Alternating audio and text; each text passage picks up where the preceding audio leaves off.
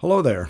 We are looking at the oracles to the nations in Isaiah 13 through 23. An interesting group of chapters for sure. Just a little note on background here. They're collected as a group. This is true of the other prophets as well. Jeremiah collects his oracles together. Ezekiel as well, oracles to the nations. They're individual oracles given at different times, but for some reason the prophets collected them together. And we see this in Isaiah 13 through 23. So addressed to specific nations, and we're really not sure how they were delivered. Pretty obvious that the prophet did not go to each nation. Isaiah doesn't wander far from Jerusalem. So probably an ambassador or messenger from the nation came to Israel, and the prophets stuck this writing in their hands, said, take this back to your ruler, your leader. So more than likely, these were prepared messages that were given to other nations, leaders, and then collected as a group. It shows the accountability of the nations to the Lord, but ultimately these messages were for Israel. He is the Lord of nations, and yet God holds Israel accountable for their relationship with the nation. So interesting nation oracles of the nations. Let's take a look at them. We begin with Babylon, 13 through 14. Babylon was an old nation. The first verse says there's the oracle of Babylon, which Isaiah the son of Amos saw. So that reminds us these are visions. God is revealing this stuff to Isaiah, and he is writing it down. For Babylon, yes, but ultimately it's for Israel.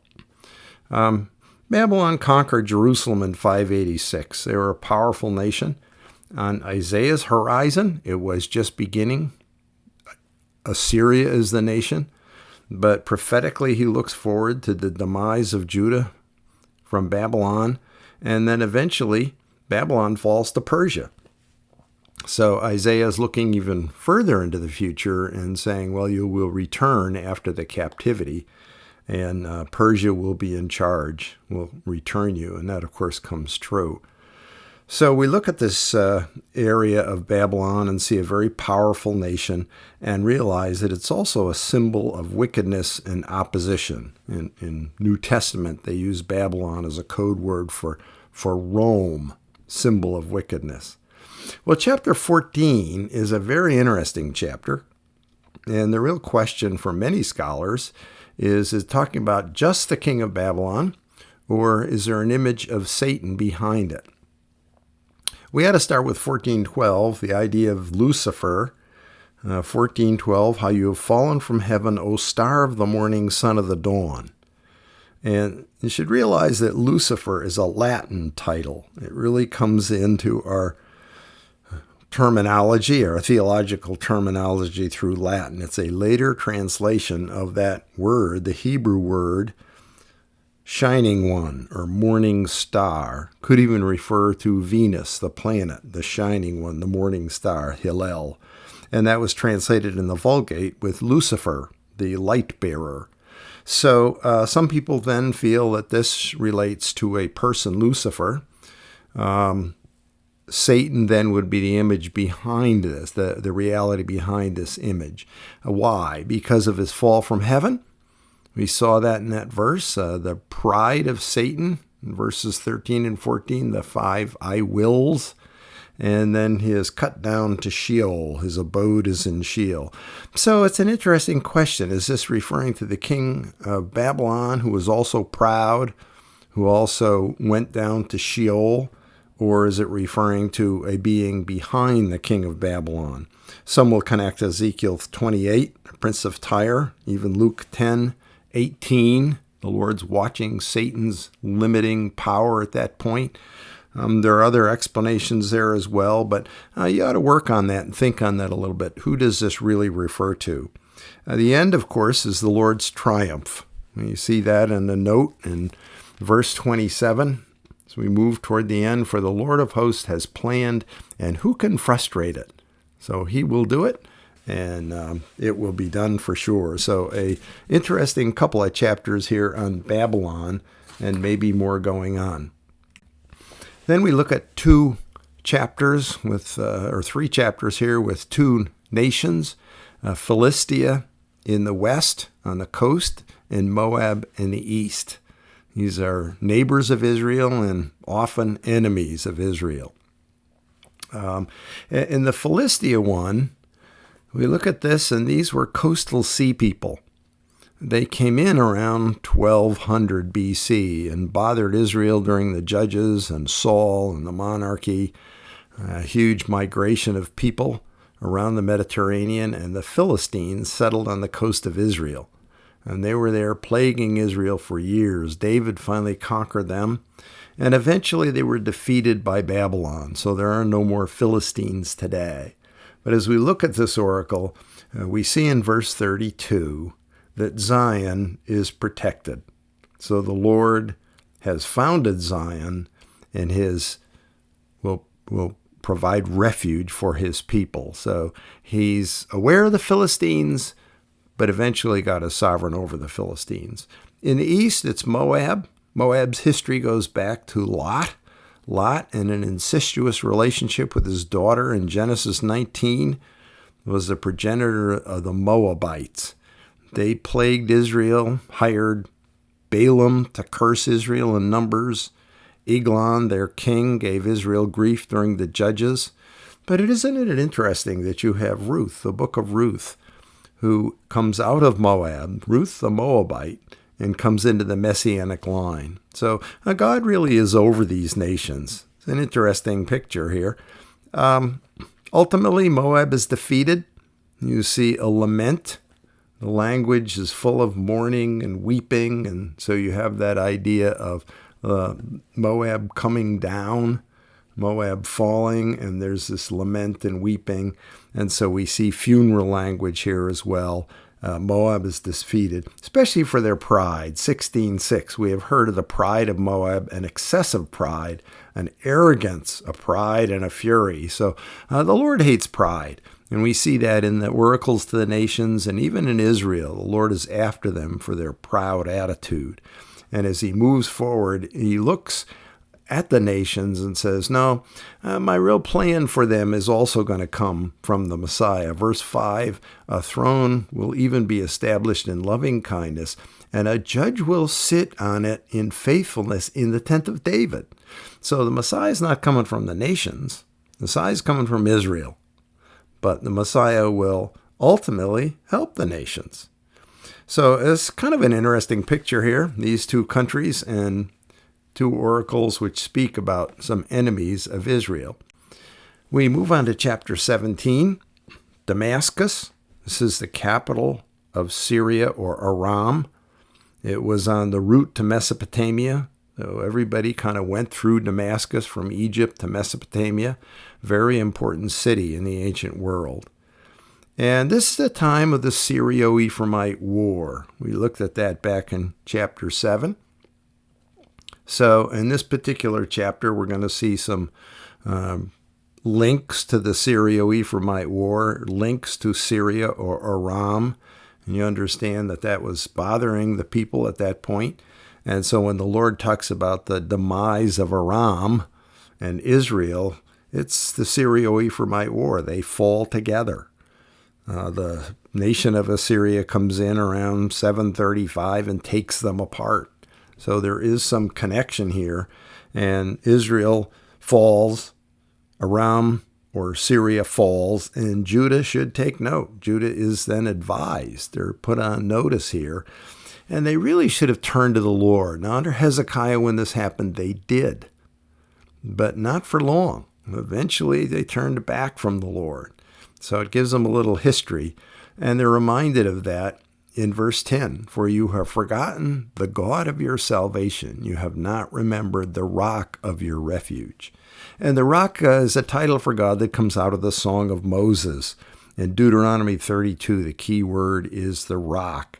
Also reminds us of the parables of Jesus. Build your foundation on the rock, not on the sand. So there's some good metaphor here. And the reminder is that they're not on the rock. This is a picture of a cliff of Arbel in Israel. Israel has a lot of outcropping rocks, and so they understand what solid foundations are. God is their rock. He's ours too. Well, we move on to chapters 18 through 20, which are messages about Cush in Egypt. Cush is really a nation that conquered Egypt. Cush is located geographically further up the Nile. And Cush, the Cushites, came down under Pianki, a Cushite king, and conquered Egypt around 715 BC. It ruled Egypt for about 60 years as the 25th dynasty. The area was Nubia, a southern Nile Valley area, dubbed Ethiopia by later Greeks, but neither one corresponds exactly to where this is. But Cush and Egypt are linked together in Isaiah because Cush at this time is controlling Egypt until the Egyptians finally threw them out. So the idea of Cush or Ethiopia controlling Egypt has roots in history. And 18 then is a woe oracle. So you see this message of woe, and it describes the Cushites. You have this interesting description as a refrain here a couple of times: a people tall and smooth, feared, far and wide, powerful, oppressive, whose land the rivers divide. And it describes Ethiopia, or Cush, if you will, a land of whirring wings. And you have a lot of descriptive language here describing these people. Well, apparently they come and they bring a gift to Israel, and that's where the message goes then. So in 18:7, at that time, a gift of homage will be brought to the Lord of hosts. And so as ambassadors come in, Isaiah sticks this message in their hand and they bring it back home. And that would make sense to us. And so it speaks of the demise of Egypt. In chapter 19, you have the economic disaster of Egypt very clearly outlined in verse after verse, 6, 7, 8, 9. The economy of Egypt is falling. Canals are going. The streams are folding up. The fishermen lament. The nets are dry. They don't have any food. And so he paints a picture of the economic disaster of Egypt, and then the failure of its leaders. Egyptians were wise people, and so he looks at the foolishness of Egyptians' wisdom. And 11, 12, 13, 14, he goes down there and he paints a picture of the foolishness of the princes of Memphis are deluded. And so this is a strong message against Egypt. And then as we move on to 19, we have this amazing section. This is really worth consideration here, that there will be a highway linking Egypt and Assyria through Israel. Isaiah likes the highway theme, and we'll see that a little bit more in the future. But if you move down to the end of chapter 19, you have these two amazing verses. Verse 23, "In that day there will be a highway from Egypt to Assyria, and the Assyrians will come into Egypt, and the Egyptians into Assyria, and the Egyptians will worship with the Assyrians. In that day, Israel will be the third party with Egypt and Assyria, a blessing in the midst of the earth, whom the Lord of hosts has blessed, saying, Blessed is Egypt, my people, and Assyria, the work of my hands, and Israel, my inheritance." So that's kind of interesting when we look at that. We see a picture with an altar to the Lord, a highway moving between these lands, and Israel 1/3 with the Egyptians and the Assyrians. That's kind of amazing when you look at that the Lord sees these nations as his people. Now, some people will relate this to the gospel and say the gospel goes to these lands, and that's true, but it falls far short of what's being described here. So it seems to speak of a yet future day, perhaps the millennial reign of Christ.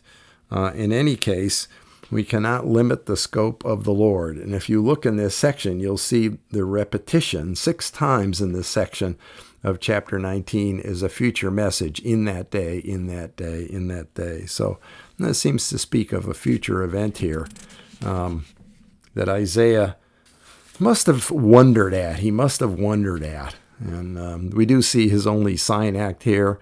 The Lord tells him to run naked through the streets and call attention to what's going on. And I'm sure that was difficult for Isaiah, but sometimes the Lord gave them some things to do that stretched their imagination for sure and caused attention to the messages that he was giving. Well, 3 oracles here in chapter 21. They go quickly. We have another message against Babylon. Babylon is beginning to take center stage as we move further on into Isaiah. Isaiah is informed and understands that the ultimate enemy is not Assyria, it's Babylon.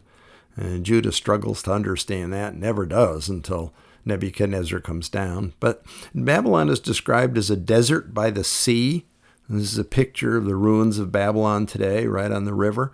And so their description is the power of Babylon, and yet Babylon will rise, and yet it will fall. And so you have this proclamation, fallen is Babylon in verse 9. That's picked up in Revelation 14 and 18. It's used of the world system, which is against God. And the announcement is that it too is fallen. So there's a strong link there with Revelation in the future fall of the world system. 2 short oracles, one against Edom.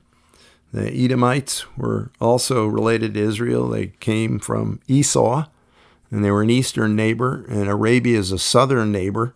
Both are negative, brief, but again, the neighbors of Israel, Israel's responsibility to her neighbors. The next chapter is a little sad, 22. Surprising that Jerusalem is listed in the oracles to the foreign nations, and an individual, Shebna, the royal steward. And Israel is called the Valley of Vision, the oracle against or concerning the Valley of Vision. And that speaks of God's revelation through his prophets. Of all the people in the world, Israel received the direct revelation from the Lord. God brought prophets to Israel, to Judah, and spoke his word. And they didn't listen. Assyria attacks Judah and Jerusalem in 701 when Hezekiah is king. It kind of wakens them up for a little bit. But eventually, they harden their hearts. And so we have a message of futility here. They listen, but not long. And so 22:13, let us eat and drink, for tomorrow we may die. That's very much like an attitude of today, very selfish, very narcissistic culture. 1 Corinthians 15:32 relates that, the futility without the Lord. Paul says, without the resurrection, none of it makes sense. But because we understand God's plan through Christ, we have an eternal hope. We have a future. And so it sets things in a different perspective. But without the Lord, things look pretty hopeless. It shifts then to an individual, Shebna. You have this message to the royal steward. He's a keeper of the keys. He had the royal treasury and the kingdom, and he was in charge of that. And so he is spending all his money planning his tomb, cutting out a beautiful tomb. And Isaiah says, go ahead and do that, but you're not going to use it. You're going to go into exile. So the whole idea here is you have to go God's way or you're not going to make it. And what the Lord is going to do, he's going to take the key, the authority, and put it on the house of David, on one who can actually handle it. And that speaks of the Davidic line. So we see that in verse 22, I will set the key of the house of David on his shoulder. So the Lord's going to raise up one who is the Messiah, who can hold his weight, who can hold his plan correctly. Neat little message here, but sad that God sees Jerusalem now as one of the foreign nations. He's classing Jerusalem just like a foreign nation because they've left him. It's a sad kind of chapter when you look at the bigger context. Tyre and Sidon, 2 cities way up north. They're Phoenician cities. So we get this in chapter 23. They were seafaring nations, or a seafaring nation with the cities, and they're kind of like the UPS or the FedEx of the ancient world. If you want anything sent anywhere, you sent it through Tyre or Sidon, through the Phoenicians. They were a seafaring nation. They were very powerful, and they went all the way out to the end of the Mediterranean, Tarshish or Spain. They controlled all the trade routes to Egypt and Cyprus, so they were well known for that. And he looks at them and he says, well, you're going down and you will be forgotten. So there's judgment of Phoenicia. And you'll try and rise again. Tyre especially and Sidon were partially destroyed by Nebuchadnezzar, and they returned only to be completely destroyed later on. Alexander the Great came in and really destroyed Tyre. So the little message here, like a forgotten harlot that tries to return and picks up the strings and sings again, is not going to work. You won't be remembered. So you're always under God's authority. So you have some long-range looks through these foreign nations. And we should just summarize the theology of this section then.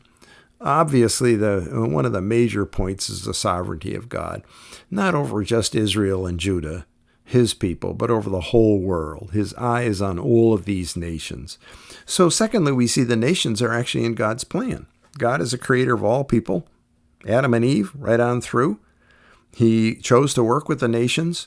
You have Israel chosen out of the nations, but in the Abrahamic covenant, that was to be a blessing to all peoples of the world. So Israel was to bring forth a blessing to all the nations.